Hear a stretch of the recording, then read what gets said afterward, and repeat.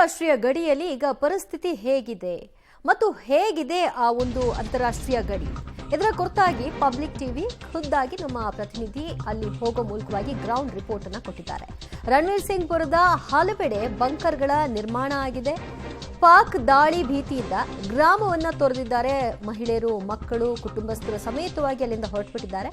ಪಾಕ್ ಮತ್ತು ಭಾರತ ಗಡಿಯಲ್ಲಿ public ground report ಅನ್ನು ನಡೆಸಿದೆ. ಭಾರತ ಮತ್ತು ಪಾಕಿಸ್ತಾನದ ನಡುವೆ ಈಗ ಉದ್ವಿಗ್ನ ಪರಿಸ್ಥಿತಿ ನಿರ್ಮಾಣ ಆಗಿದೆ. ಎರಡೂ ದೇಶಗಳ ನಡುವೆ ಯಾವಾಗ ಬೇಕಾದರೂ ಕೂಡ ಯುದ್ಧ ಶುರುವಾಗುವಂಥ ಸಾಧ್ಯತೆಗಳಿದ್ದಾವೆ. ಈಗಾಗಲೇ ಭಾರತ ಪಹಲ್ಗಾಮ್ ದಾಳಿಗೆ ಪ್ರತೀಕಾರವಾಗಿ ವಾಯು ದಾಳಿಯನ್ನು ನಡೆಸಿರುವಂಥದ್ದು. ಹೀಗಾಗಿ ಪಾಕಿಸ್ತಾನ ಕೂಡ ಯಾವುದೇ ಸಂದರ್ಭದಲ್ಲೂ ಕೂಡ ಪ್ರತೀಕಾರವನ್ನು ತೀರಿಸಿಕೊಳ್ಳುವಂಥ ಸಾಧ್ಯತೆಗಳಿದ್ದಾವೆ. ಹೀಗಾಗಿ ಎರಡೂ ದೇಶಗಳ ನಡುವೆ ಹೈ ಟೆನ್ಷನ್ ಕ್ರಿಯೇಟ್ ಆಗಿದೆ. ಹೀಗಾಗಿ ಜಮ್ಮುವಿನಿಂದ ನೇರವಾಗಿ ನಿಮ್ಮ ಪಬ್ಲಿಕ್ ಟಿವಿ ವರದಿಯನ್ನು ಮಾಡುವಂಥ ಕೆಲಸವನ್ನು ಕೂಡ ಮಾಡ್ತಾ ಇದೆ. ನಾವೀಗ ಅಂತಾರಾಷ್ಟ್ರೀಯ ಗಡಿಯಲ್ಲಿರುವಂಥ ಒಂದು ಹಳ್ಳಿಯಲ್ಲಿದ್ದೀವಿ. ಇಲ್ಲಿ ಗಡಿ ಮತ್ತೆ ಹಳ್ಳಿ ಹೇಗೆ ಹೊಂದ್ಕೊಂಡಿದೆ ಅನ್ನುವಂಥದ್ದನ್ನು ಕೂಡ ನಾನು ನಿಮಗೆ ತೋರಿಸ್ತಾ ಹೋಗ್ತೀನಿ. ನೀವು ದೃಶ್ಯಗಳಲ್ಲೂ ಕೂಡ ಗಮನಿಸ್ತಾ ಹೋಗ್ಬೋದು. ಇದು ಭಾರತ ಮತ್ತು ಪಾಕಿಸ್ತಾನದಲ್ಲಿರುವಂತಹ ಗಡಿ ಭಾಗದ ದೃಶ್ಯಗಳನ್ನು ಕೂಡ ನೀವು ಗಮನಿಸ್ತೀರಿ. ಜಮ್ಮುವಿನಿಂದ ರಣವೀರ್ ಸಿಂಗ್ ಪುರ ಅನ್ನುವಂತಹ ಒಂದು ಊರು ಬರುತ್ತೆ. ಅಲ್ಲಿಂದ ಒಳಗಡೆ ಬಂದರೆ ಸುಚೇತ್ಗಢ ಅನ್ನುವಂತಹ ಒಂದು ಗ್ರಾಮ ನಮಗೆ ನೋಡಲಿಕ್ಕೆ ಸಿಗುತ್ತೆ. ಸುಚೇತ್ಗಢ ಅನ್ನುವಂಥದ್ದು ಒಂದು ಸಣ್ಣ ಗ್ರಾಮ ಆಗಿರುವಂಥದ್ದು. ಭಾರತ ಮತ್ತು ಪಾಕಿಸ್ತಾನದ ಗಡಿಯಲ್ಲಿ ಬರುವಂತಹ ಒಂದು ಗ್ರಾಮ ಆಗಿರುವಂಥದ್ದು. ಆ ಗ್ರಾಮದ ದೃಶ್ಯಗಳನ್ನು ಕೂಡ ನೀವು ಗಮನಿಸ್ತಾ ಇದ್ದೀರಿ. ಭಾರತ ಮತ್ತು ಪಾಕಿಸ್ತಾನದ ನಡುವೆ ಉದ್ವಿಗ್ನ ಪರಿಸ್ಥಿತಿ ನಿರ್ಮಾಣ ಆದ ಬೆನ್ನಲ್ಲೇ ಇಲ್ಲೂ ಕೂಡ ಹೈ ಅಲರ್ಟ್ ಅನ್ನು ಘೋಷಣೆ ಮಾಡಿರುವಂಥದ್ದು ನೋಡ್ಬೋದು. ಗಡಿ ಭಾಗಕ್ಕೆ ಹೊಂದಿಕೊಂಡಂತೆ ಯಾವ ರೀತಿಯಾಗಿ ಹೊಲಗದ್ದೆಗಳು ಬೇಸಾಯ ಮಾಡುವಂತಹ ಜನರ ಜಮೀನುಗಳನ್ನು ಕೂಡ ನೀವು ನೋಡಲಿಕ್ಕೆ ಸಿಗ್ತಾ ಇರುವಂಥದ್ದು. ಹಾಗೆ ಮುಂದುವರೆದು ಗಮನಿಸ್ತಾ ಹೋದರೆ ನಿಮಗೆ ಅಲ್ಲಿ ಫೆನ್ಸಿಂಗ್ ಏನು ಕಾಣಿಸುತ್ತೆ ಅದಿಷ್ಟು ಕೂಡ ಅಂತಾರಾಷ್ಟ್ರೀಯ ಗಡಿ ಅನ್ನುವಂಥದ್ದನ್ನು ಕೂಡ ನೀವು ಇಲ್ಲಿ ನೋಡ್ತಾ ಹೋಗ್ಬೋದು. ಕಿಲೋಮೀಟರ್ ಉದ್ದಕ್ಕೂ ಕೂಡ ಇದು ಅಂತಾರಾಷ್ಟ್ರೀಯ ಗಡಿ ಆಗಿರುವಂಥದ್ದು. ಇಡೀ ಗಡಿಯಲ್ಲಿ ವಿದ್ಯುತ್ತನ್ನು ಪ್ರವೇಶ ಮಾಡಲಾಗುತ್ತೆ. ಹಾಗಾಗಿ ಗಡಿಯನ್ನು ಯಾರು ಕೂಡ ಟಚ್ ಮಾಡಲಿಕ್ಕೆ ಸಾಧ್ಯ ಇಲ್ಲ. ಅದನ್ನು ಕ್ರಾಸ್ ಮಾಡಿ ಆ ಕಡೆಯಿಂದಲೂ ಕೂಡ ಹೋಗ್ಲಿಕ್ಕೆ ಸಾಧ್ಯ ಇಲ್ಲ, ಈ ಕಡೆಯಿಂದಲೂ ಕೂಡ ಹೋಗ್ಲಿಕ್ಕೆ ಸಾಧ್ಯ ಇಲ್ಲ. ಆ ರೀತಿಯಾದಂಥ ಸನ್ನಿವೇಶಗಳನ್ನ ಕೂಡ ನಿರ್ಮಾಣ ಮಾಡಲಾಗಿರುವಂಥದ್ದು. BSF ಇಲ್ಲಿ ಹೈ ಅಲರ್ಟ್ ಅಲ್ಲಿ ಇರುವಂಥದ್ದು, ಭದ್ರತೆಗೆ ನಿಂತ್ಕೊಂಡಿರುವಂಥದ್ದು. ಇಡೀ ಬಾರ್ಡರ್ ಅನ್ನು ಸೆಕ್ಯೂರ್ ಮಾಡುವಂಥ ದೃಷ್ಟಿಯಿಂದ ದಿನದ 24 ಗಂಟೆಯೂ ಕೂಡ ಇಲ್ಲಿ ಕಾರ್ಯನಿರ್ವಹಿಸುವಂಥ ಕೆಲಸವನ್ನು ಕೂಡ ಮಾಡ್ತಾ ಇದೆ. ಈಗ ಯುದ್ಧದ ವಾತಾವರಣ ನಿರ್ಮಾಣ ಆಗಿರುವಂಥ ಹಿನ್ನೆಲೆಯಲ್ಲಿ ಗಡಿಯಲ್ಲೂ ಕೂಡ ಒಂದಿಷ್ಟು ಬಂಕರ್ಗಳ ನಿರ್ಮಾಣ ಕೂಡ ಆಗಿದೆ.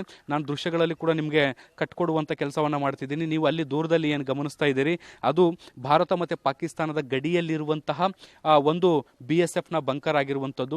ಈಗ ಭಾರತ ಮತ್ತು ಪಾಕಿಸ್ತಾನದ ನಡುವೆ ಯಾವಾಗ ಬೇಕಾದ್ರೂ ಶೆಲ್ಲಿಂಗ್ ಆಗ್ಬೋದು, ಅಪ್ರಚೋದಿತ ಗುಂಡಿನ ದಾಳಿಗಳಾಗ್ಬೋದು ಅಥವಾ ಶೆಲ್ಲಿಂಗ್ ಕೂಡ ಆಗುವಂಥ ಸಾಧ್ಯತೆಗಳಿರ್ತವೆ. ಸೊ ಹೀಗಾಗಿ ಸೈನಿಕರು ಅಲ್ಲಿ ಉಳ್ಕೊಳ್ಳಿಕ್ಕೆ ತಂಗ್ಲಿಕ್ಕೆ ಬೇಕಾದಂತಹ ಬಂಕರ್ ವ್ಯವಸ್ಥೆಯನ್ನು ಕೂಡ ಈಗ ಸದ್ಯಕ್ಕೆ ಮಾಡಲಾಗಿರುವಂಥದ್ದು. ಇದೊಂದು ಸೇನಾ ಬಂಕರ್ ಆಗಿರುವಂಥದ್ದು. ಕೇವಲ ಸೈನಿಕರು BSF ಯೋಧರು ಏನು ಗಡಿಯಲ್ಲಿ ರಕ್ಷಣೆಗೆ ನಿಂತ್ಕೊಂಡಿರ್ತಾರೆ ಅವರು ದೊಡ್ಡ ಪ್ರಮಾಣದ ಶೆಲ್ಲಿಂಗ್ ಅಥವಾ ದಾಳಿಗಳಾದಂಥ ಸಂದರ್ಭದಲ್ಲಿ ಅಲ್ಲಿ ಉಳ್ಕೊಳ್ಳಿಕ್ಕೆ ವ್ಯವಸ್ಥೆಗೆ ಬೇಕಾಗಿದೆ ಅದನ್ನು ಮಾಡ್ಕೊಳ್ಳುವಂಥ ಕೆಲಸವನ್ನು ಕೂಡ ಮಾಡ್ಕೊಂಡಿರುವಂಥದ್ದನ್ನು ಕೂಡ ನೀವು ಗಮನಿಸ್ತಾ ಹೋಗ್ಬೋದು. ಇದಕ್ಕೆ ಹೊಂದಿಕೊಂಡಂತೆ ಇಡೀ ಗ್ರಾಮ ಹೇಗಿದೆ ಅನ್ನುವಂಥದ್ದನ್ನು ಕೂಡ ನಾನು ನಿಮಗೆ ತೋರಿಸ್ತಾ ಹೋಗ್ತೀನಿ. ನೀವು ಈ ದೃಶ್ಯಗಳಲ್ಲಿ ಕೂಡ ಗಮನಿಸ್ತಾ ಹೋಗ್ಬೋದು ಯಾವ ರೀತಿಯಾಗಿ ಗ್ರಾಮ ಇದೆ ಅನ್ನುವಂಥದ್ದನ್ನು. ಇಡೀ ಗ್ರಾಮದಲ್ಲಿ ಒಂದು ರೀತಿ ಆತಂಕದ ಪರಿಸ್ಥಿತಿ ನಿರ್ಮಾಣ ಆಗಿದೆ.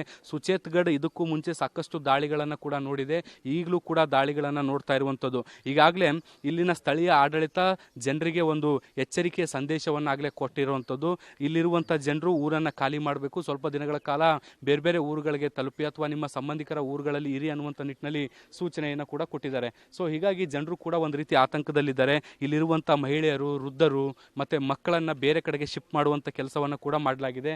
ಅಲ್ಲಲ್ಲಿ ಕೆಲವೊಂದಿಷ್ಟು ಪುರುಷರು ಮಾತ್ರ ನೋಡಲಿಕ್ಕೆ ಸಿಗ್ತಾರೆ, ಕೆಲವೊಂದಿಷ್ಟು ವೃದ್ಧರು ನೋಡಲಿಕ್ಕೆ ಸಿಗ್ತಾರೆ, ಕೆಲವೊಂದಿಷ್ಟು ಯುವಕರು ಕೂಡ ಇಲ್ಲಿ ನೋಡಲಿಕ್ಕೆ ಸಿಗ್ತಾ ಇರುವಂಥದ್ದು. ಅದನ್ನು ಹೊರತುಪಡಿಸಿದರೆ ಇಡೀ ಗ್ರಾಮ ಖಾಲಿಯಾಗಿರುವಂಥದ್ದು. ನಾನು ವೈಲ್ಡ್ ಆಗಿ ಕೂಡ ಇಡೀ ಗ್ರಾಮ ಹೇಗಿದೆ ಅನ್ನುವಂಥದ್ದನ್ನು ಕೂಡ ನೀವು ತೋರಿಸ್ತಾ ಹೋಗ್ತೀನಿ. ನೋಡ್ಬೋದು ಇಡೀ ಗ್ರಾಮ ಹೇಗಿದೆ ಅನ್ನುವಂಥದ್ದನ್ನು. ಇದು ಬಿಲ್ಕುಲ್ ಅಂದರೆ ಗಡಿಗೆ ಏಕ್ದಮ್ ಹೊಂದ್ಕೊಂಡಿರುವಂತಹ ಒಂದು ಹಳ್ಳಿಯಾಗಿರುವಂಥದ್ದು. ಇಲ್ಲಿಂದ ಕೂಗಳತೆಯ ದೂರದಲ್ಲಿ ನೀವು ಗಡಿಯನ್ನು ಪ್ರವೇಶ ಮಾಡ್ಬೋದು. ನೋಡಿ ನಾನೊಂದು ಮನೆಯ ಮೇಲೆ ನಿಂತ್ಕೊಂಡಿದ್ದೀನಿ. ಇಲ್ಲಿಂದ ಹಾರ್ಡ್ಲಿ ನೀವು ಒಂದು 100 ಮೀಟರ್ ಹೋದರೆ ನಿಮಗೆ ಅಂತಾರಾಷ್ಟ್ರೀಯ ಗಡಿ ನೋಡಲಿಕ್ಕೆ ಸಿಗುತ್ತೆ, ಭಾರತ ಮತ್ತು ಪಾಕಿಸ್ತಾನ. ನೋಡಿ ಈ ಗಡಿ ಯಾಕೆ ಮುಖ್ಯ ಆಗುತ್ತೆ ಅನ್ನುವಂಥದ್ದನ್ನು ಕೂಡ ಹೇಳ್ತೀನಿ ನಿಮಗೆ. ಸುಚೇತ್ಗಢ ಗಡಿ ಏನಿದೆಯಲ್ಲ ಇದು ಸಿಯಾಲ್ಕೋಟಿಂದ ಕೇವಲ 11 ಕಿಲೋಮೀಟರ್ ದೂರದಲ್ಲಿರುವಂಥದ್ದು.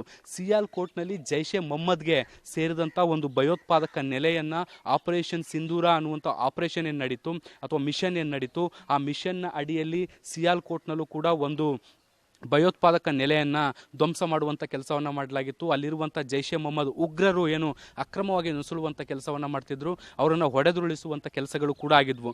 ಸೊ ಹೀಗಾಗಿ ಈ ಗ್ರಾಮದಲ್ಲೂ ಕೂಡ ಸಾಕಷ್ಟು ಆತಂಕದ ಪರಿಸ್ಥಿತಿ ಇದೆ. ಯಾಕೆಂದ್ರೆ ಪಾಕಿಸ್ತಾನ ಅಥವಾ ಅಲ್ಲಿರುವಂಥ ಭಯೋತ್ಪಾದಕರು ಯಾವುದೇ ಸಂದರ್ಭದಲ್ಲೂ ಕೂಡ ಪ್ರತಿ ದಾಳಿಯನ್ನ ಮಾಡುವಂಥ ಸಾಧ್ಯತೆಗಳಿದಾವೆ. ಬಹಳ ದೊಡ್ಡ ದೊಡ್ಡ ದಾಳಿಗಳಾದಂಥ ಸಂದರ್ಭದಲ್ಲಿ ನೋಡಿ, ಈ ಗಡಿಯಲ್ಲಿ ಏನಾದರೂ ಆ ಕಡೆಯಿಂದ ಫೈರಿಂಗ್ ಮಾಡಿದ್ರೆ ಅಥವಾ ಸಣ್ಣ ಪುಟ್ಟ ಏನು ಶೆಲ್ಗಳನ್ನು ಈ ಕಡೆಗೆ ಸ್ಫೋಟಿಸಿದರೆ ಅದು ಸೀದಾ ಬಂದು ಊರುಗಳ ಒಳಗಡೆ ಬೀಳುವಂಥ ಸಾಧ್ಯತೆಗಳಿದಾವೆ. ಹೀಗಾಗಿ ಈ ಗಡಿ ಭಾಗದಲ್ಲಿರುವಂಥ ಜನರ ಸುರಕ್ಷತೆಯ ದೃಷ್ಟಿಯಿಂದ ಈಗ ಸ್ಥಳೀಯ ಆಡಳಿತ ಅವರಿಗೆ ಸ್ಪಷ್ಟವಾಗಿ ಹೇಳಿರುವಂಥದ್ದು, ಎಂಥದ್ದೇ ಮುಖ್ಯವಾದಂಥ ಕೆಲಸಗಳಿದ್ದರೂ ಜಮೀನುಗಳಲ್ಲಿ ಅವುಗಳನ್ನೆಲ್ಲವನ್ನು ಕೂಡ ತೊರೆದು ಕೆಲ ದಿನಗಳ ಕಾಲ ನೀವು ಊರನ್ನು ಬಿಡಬೇಕು ಅನ್ನುವಂಥ ನಿಟ್ಟಿನಲ್ಲಿ ಸೂಚನೆಯನ್ನು ಕೂಡ ಕೊಟ್ಟಿರುವಂಥದ್ದು. ಹಾಗಾಗಿ ಬಹುತೇಕ ಜನರು ಈ ಊರನ್ನು ಖಾಲಿ ಮಾಡಿರುವಂಥದ್ದು. ಇಡೀ ಊರು ಬಿಕೋ ಅಂತ ಅಂತಿರುವಂಥದ್ದನ್ನು ಕೂಡ ನಾವು ಇಲ್ಲಿ ನೋಡಲಿಕ್ಕೆ ಸಿಗ್ತಾ ಇರುವಂಥದ್ದು. ಕೆಲವೊಂದಿಷ್ಟು ಜನರು ಈಗಾಗಲೇ ಜಾನುವಾರುಗಳನ್ನು ಸಾಕೊಂಡಿರ್ತಾರೆ, ಕೃಷಿ ಚಟುವಟಿಕೆಗಳಿರ್ತವೆ. ಸೊ ಹಾಗಾಗಿ ಕೆಲವು ಯುವಕರು ಮತ್ತು ಪುರುಷರು ಈ ಒಂದು ಪ್ರದೇಶದಲ್ಲಿ ಉಳ್ಕೊಂಡಿದ್ದಾರೆ ಹೊರತುಪಡಿಸಿದ್ರೆ ಇನ್ಯಾರೂ ಕೂಡ ಇಲ್ಲಿ ನೋಡಲಿಕ್ಕೆ ಸಿಗ್ತಾ ಇಲ್ಲ. ನಾನು ಮುಂದಿನ ಹಂತದಲ್ಲಿ ಇನ್ನೂ ಕೂಡ ಇಲ್ಲಿನ ಕೆಲವು ಗ್ರಾಮಸ್ಥರನ್ನು ಕೂಡ ಮಾತಾಡಿಸ್ತೀನಿ. ಅವರು ಯಾವ ರೀತಿಯಾದಂಥ ಸಿಚುವೇಶನ್ಗಳನ್ನು ಫೇಸ್ ಮಾಡ್ತಿದ್ದಾರೆ, ಕಳೆದ 15 ದಿನಗಳಿಂದ ಎರಡೂ ದೇಶಗಳ ನಡುವೆ ಏನು ಉದ್ವಿಗ್ನ ಪರಿಸ್ಥಿತಿ ನಿರ್ಮಾಣ ಆಗಿದೆ, ಅವರು ಯಾವ ಥರದ ಸಮಸ್ಯೆಗಳನ್ನು ಎದುರಿಸ್ತಾ ಇದ್ದಾರೆ, ಮತ್ತು ಇವರಿಗೆ ಡೈರೆಕ್ಷನ್ಸ್ ಏನು ಬಂದಿದೆ ಅನ್ನುವಂಥದ್ದನ್ನು ಕೂಡ ಗ್ರಾಮಸ್ಥರಿಂದ ಕೇಳಿ ತಿಳ್ಕೊಳ್ಳೋಣ. ರೈಟ್, ಭಾರತ ಪಾಕ್ ಗಡಿಯಲ್ಲಿ ಪರಿಸ್ಥಿತಿ ಹೇಗಿದೆ ಅನ್ನೋದಕ್ಕೆ ಸಂಬಂಧಪಟ್ಟ ಹಾಗೆ ರಣವೀರ್ ಸಿಂಗ್ ಪುರ ಎಂಬ ಗ್ರಾಮಕ್ಕೆ ಹೋಗಿ ನಮ್ಮ ಪ್ರತಿನಿಧಿ ಅಲ್ಲಿನ ಪರಿಸ್ಥಿತಿ ಏನು ಮತ್ತು ಜನ ಯಾವ ರೀತಿಯಾಗಿ ಆತಂಕ ಮತ್ತು ಒತ್ತಡದಲ್ಲಿ ದಿನವನ್ನ ದೂಡ್ತಾ ಇದ್ದಾರೆ, ಈಗ ಯಾವ ರೀತಿಯಾಗಿ ಇದೆ ಆ ಇಡೀ ಪ್ರದೇಶ ಬಿಕೋ ಅಂತ ಇದೆ ಅನ್ನೋದರ ದೃಶ್ಯವನ್ನ ತೋರಿಸಿದ್ರು.